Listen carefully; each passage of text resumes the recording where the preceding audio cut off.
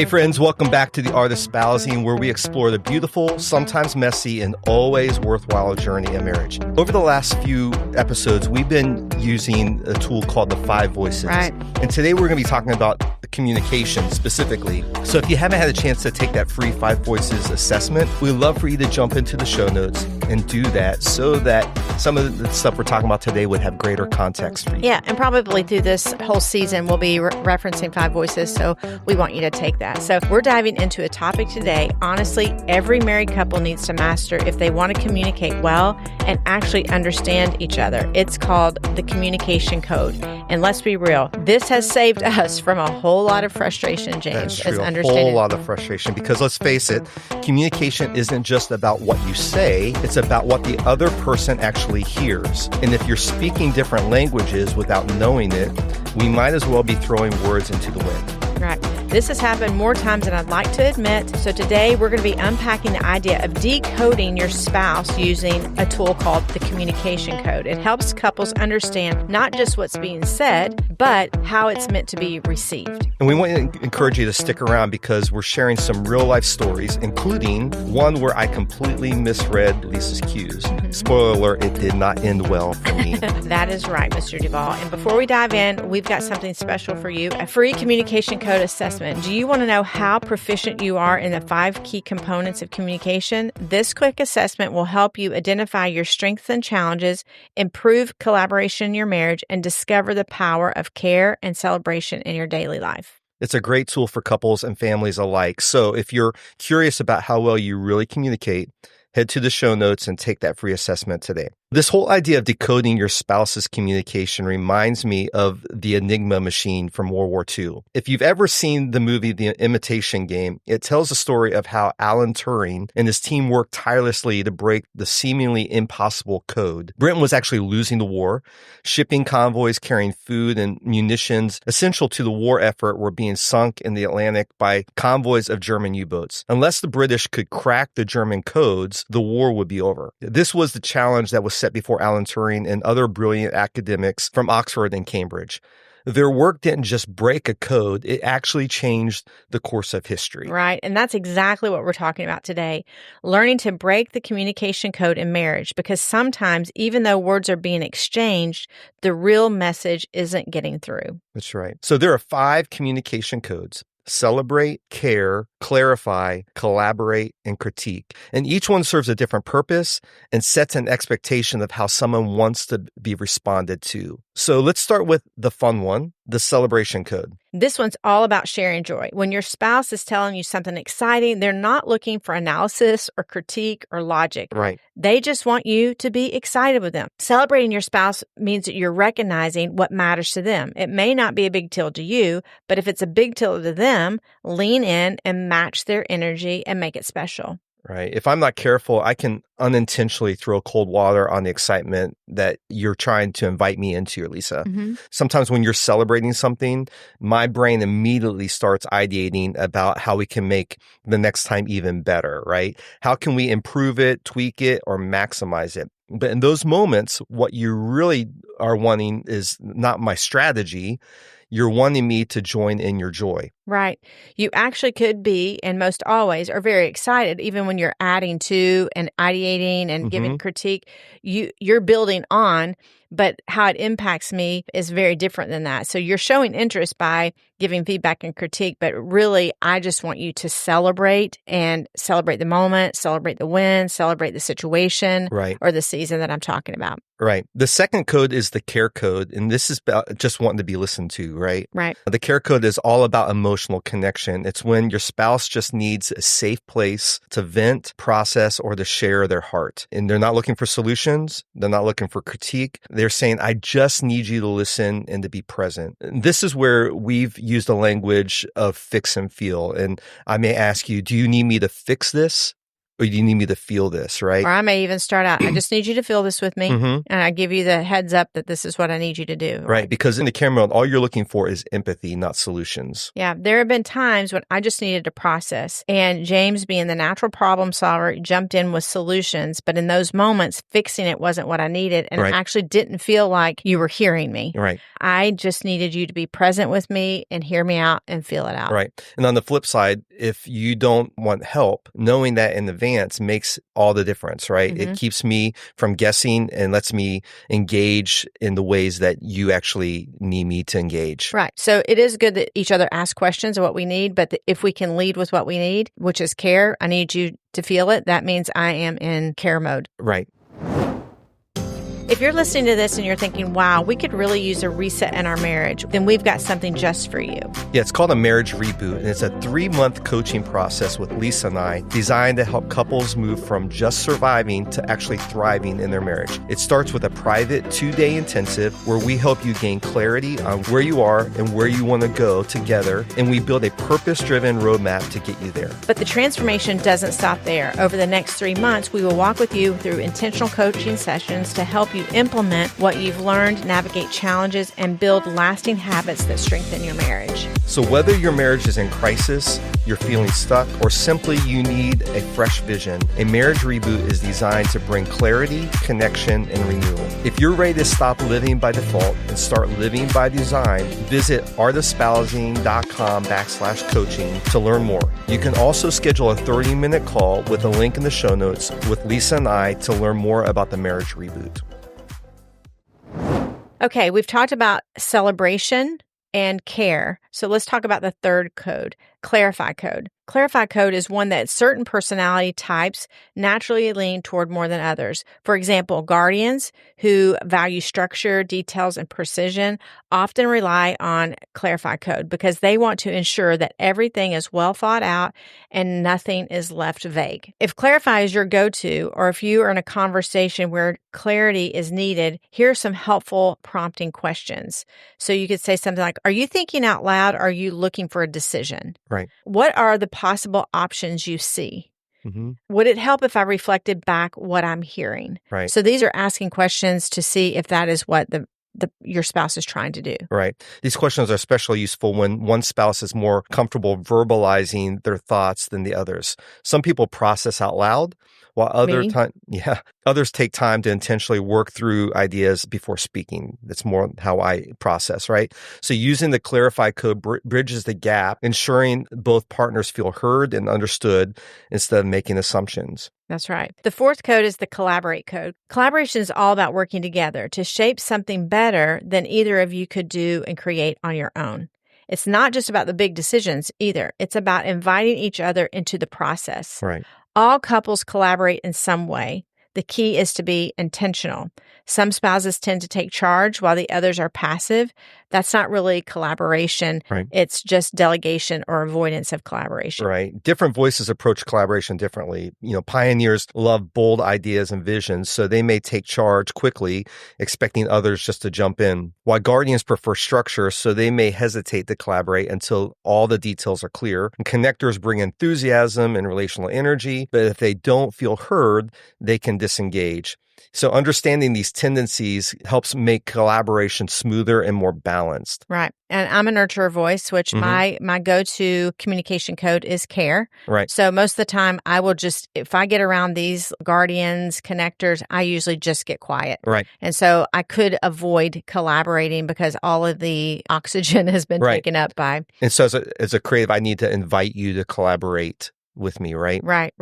A great way to improve collaboration in marriage is to ask questions like, especially to a person who may not be collaborative. I want to be, but just I'm not doing it. What do you think about this, Lisa? Right. How would you approach this? Would you approach it differently? Right. What concerns or ideas do you have? Right. That invites someone who's maybe not collaborating into the process, especially if you're one of those more dominant voices. Right. Sometimes collaboration means one spouse has to step outside of their comfort zone. Maybe one person is naturally more social, like you're saying, while others prefer quiet nights at home, right? Mm-hmm. So even in the practices of what we do in marriage, collaboration could look like agreeing to attend a social event together, but also planning a recharge night afterwards. Or maybe one spouse loves adventure and the other prefers predictability. So they collaborate by planning both spontaneous and structured activities in their schedule. Yeah. One of the ways, James, that you and I collaborate is helping each other stay healthy. Right. So you're good at pushing me to stay active and move because I have a hard time moving. When I don't feel like working out, you gently remind me about and collaborate ways to maybe motivate me or get me moving. And I like to help you make better food choices because you could go straight for junk food or a pint of ice cream at night. And it's not about one person controlling the other. Mm-hmm. It's about supporting each other in ways that make us both feel better. And we'll oftentimes in our conversation collaborate on food prep and things that are going to help us both move towards our goal or, our schedule. So collaboration is really important in marriage communication because it's really helping each other be better, right? It's actually what we say, fighting for the highest good. Collaboration is a way that helps me be better, helps you be better. So we need to incorporate that in our relationship. Just as you were just processing that, us collaborating meal prep or what does our week look like? How can we help each other get to the gym? Those kinds of things. It actually helps championing one another in a way that's actually feels encouraging and doesn't feel like you are my accountability partner. Right. No, you're my collaboration partner. I love that. Right. Because it's not really about just eating and exercise. It's about holding each other to the thing that we want. We actually have expressed that we want to do individually. And it feels more like teamwork rather than nagging. That's what collaboration is all about. Working together to create a healthier, stronger marriage. And obviously, me being physically fit and taking care of myself is going to make a stronger marriage just as it does for you. Right. The last code is the critique code. And this is really about feedback. And the critique code can be a tricky one in marriage because not all moments are the right time for feedback. Like when Lisa asked me, how do those jeans make my bottom look? There is actually no safe answer, right? If I say, great, she may think that they're too revealing. If I say not great, well, let's just say I'll be in trouble either way. And I'm sure any guy that's listening today has been in that situation where sometimes honest feedback is hard, right? And just so you know, all wives, we all know this. Don't ever ask that question. That's not a good question. So that's why it's important to clarify if the other person is actually looking for critique before offering it. Sometimes we just want encouragement, and sometimes we really do want constructive feedback. And I will usually lead. I'm looking for feedback. I'm looking for critique, especially because I would be the person who's the more sensitive in our relationship. Right. Yeah.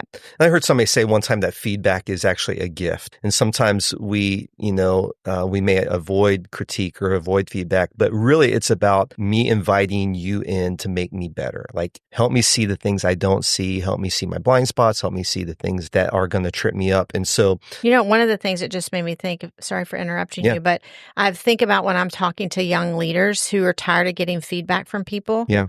And it just resonated to me. Of course, all of these are leadership tools that we use in our married life. But I would say to a young leader, so I would say to spouses listening, if your spouse is giving you feedback, they actually believe there's potential that you can increase your health and your communication or your just person. Right. The scary thing is if you're not getting feedback, right, that means people have lost hope that you are even listening, that you would even apply anything learned. And so it actually helps me frame feedback of going, James, if you're giving me feedback, you're trying to help me be better. Right. I can maybe it doesn't hit me right sometimes, but I want to receive it because it is actually a gift and it communicates. It's worth me telling you, Lisa, because you're going to do something about it because you're that kind of person. Right. Yeah, it's basically you're saying, hey, be a mirror for me. Help me see what's like to be on the other side of me, or help me see the things I don't see.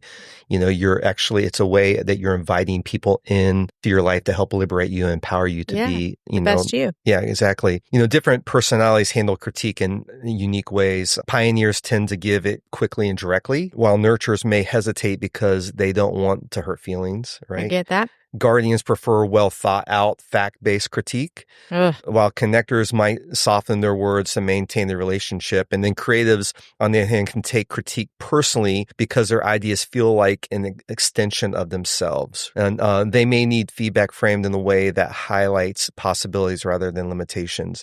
So knowing how your spouse naturally processes critique can help you deliver it in a way that builds up rather than tears down. Critique should be invited into our life, not just given, because then that feels like criticism instead of critique, right? This is why I love Five Voices, that it actually helps you know how you receive and give communication out, and just your personality styles. It's just a great tool. So, and it's also about how you give critique, not just how you receive it. Instead of just pointing out flaws, framing feedback in a way that emphasizes growth and partnership can make all the difference. Like saying, I see what you're going for. What if we tweak this and to make it even better? Instead of going, that's not going to work. You're not going to get anywhere doing that.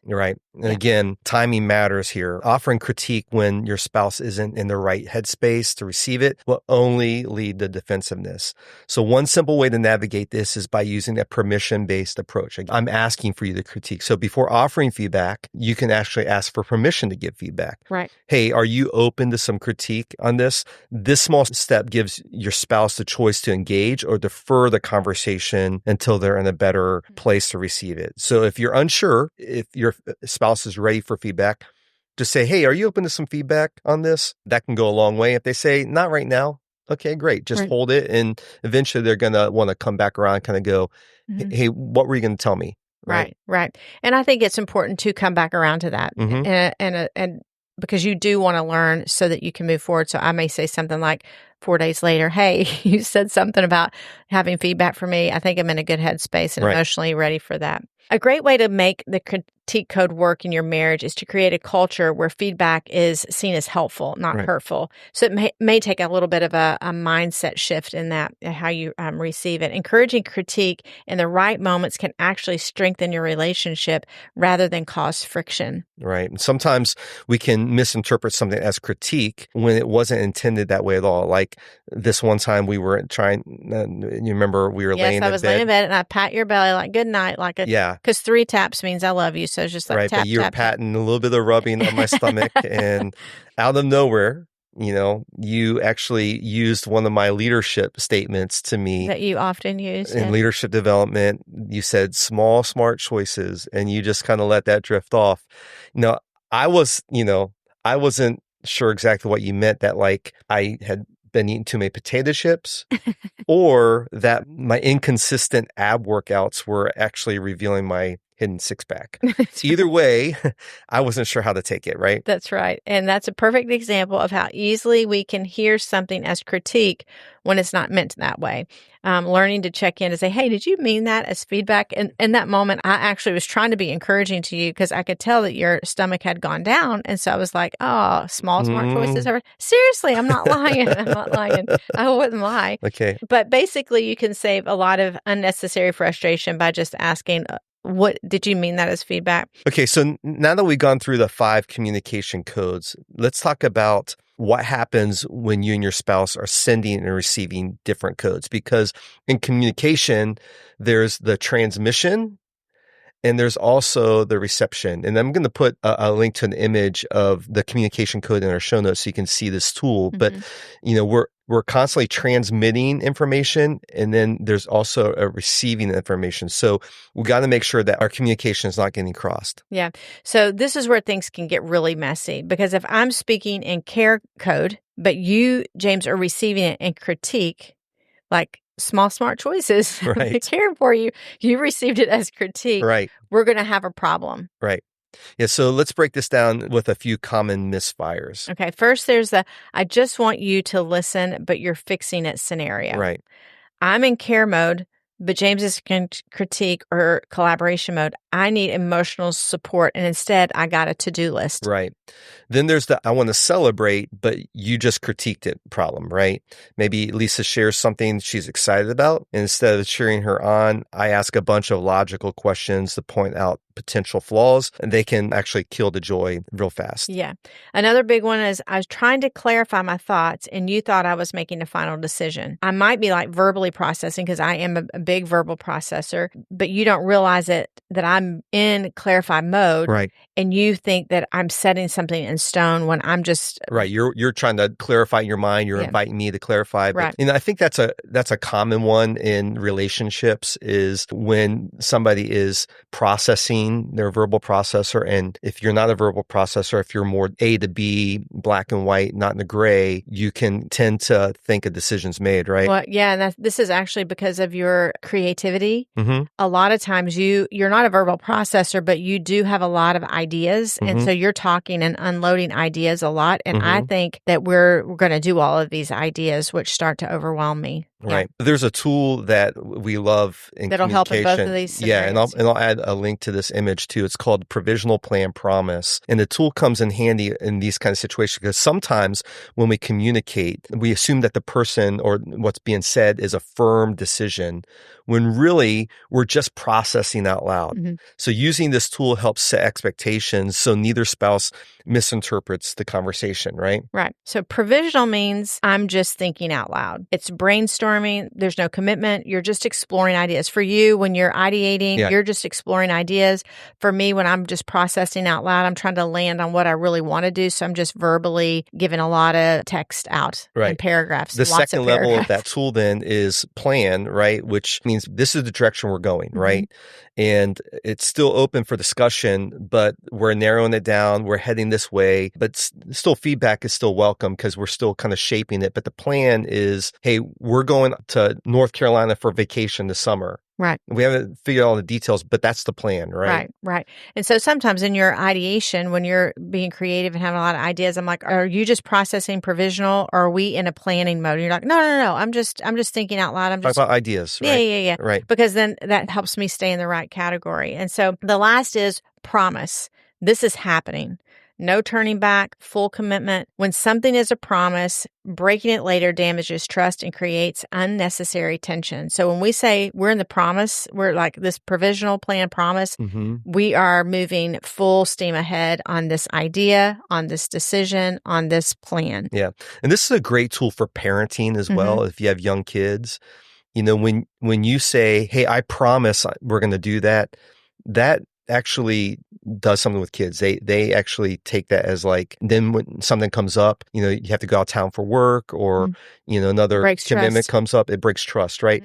So even using this language with kids is like, hey, I plan on being at that game this weekend, but just so you know, that's the plan. But I do have a couple things that could interfere with that. But if you say, I promise I'm going to be at your game, and then you don't show up, that's hurtful, right? That's right. So using this provisional plan promise language in family context is really good. It can clear up any misunderstanding and avoid unnecessary conflict. This misalignment also happens in collaboration mode. Right. In that mode, one person might think that we're working together, but the other one often feels left out or unheard. James, I assume you and I are making a decision together, but you've already moved ahead with the plan. Right. So it's not a collaboration. I think it's collaboration, but it's not. You've already moved ahead. That can leave me feeling sidelined instead of a true teammate. And actually, it can at times feel like I'm being manipulated, like you're just trying to bring me along versus allowing me to be a part of the collaboration. Right. And on the flip side, I think we're still brainstorming and you believe that we've settled on the course of action. I might unknowingly create frustration by continuing to tweak things, thinking that we hadn't actually decided on where we're going yet. Yeah. That's why it's important to pause and check in. Hey, are we still collaborating or is this moved in a final decision? So thinking about collaborating, is this provisional?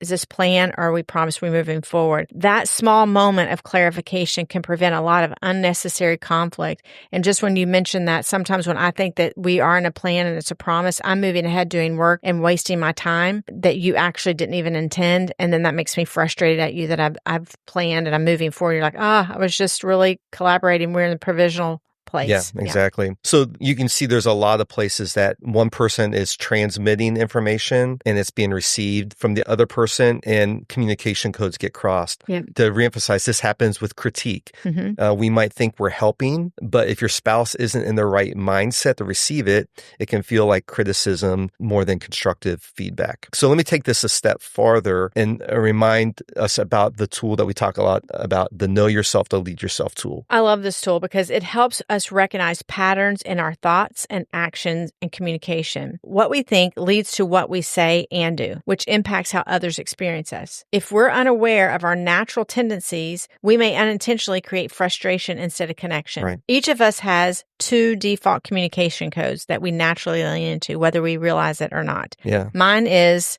care and clarify. Would you say that's true? Yeah, I think so. I believe so. So, and mine is collaborate and critique, right? Right. So this is why taking the free communication code assessment is so important. So we will encourage you to do that for sure. If you haven't already, check out the link in the show notes and take the assessment. And just don't take it by yourself. Share it with your spouse so you can compare your results. It will allow a great conversation for you to learn to know yourself and know your spouse so you can lead yourself well. How might these insights that you learn from this impact your relational dynamics? You've heard us so many times say this: a better me is a better we. That's right. And so this is an opportunity to grow in that. All right. So just like Alan Turing had to figure out how to decode and decipher the German codes to save I love that little history ships, lesson. right? Yeah. It's important for us in marriage to actually be able to decode our spouse and understand what our spouses are saying so that we can have healthy communication. We hope this tool is helpful for you. If you actually found this content helpful, you can help us by sharing this episode with friends and family. You may even be inclined to leave us a review, which we would absolutely love. Don't forget to follow us on Instagram at @thespousing.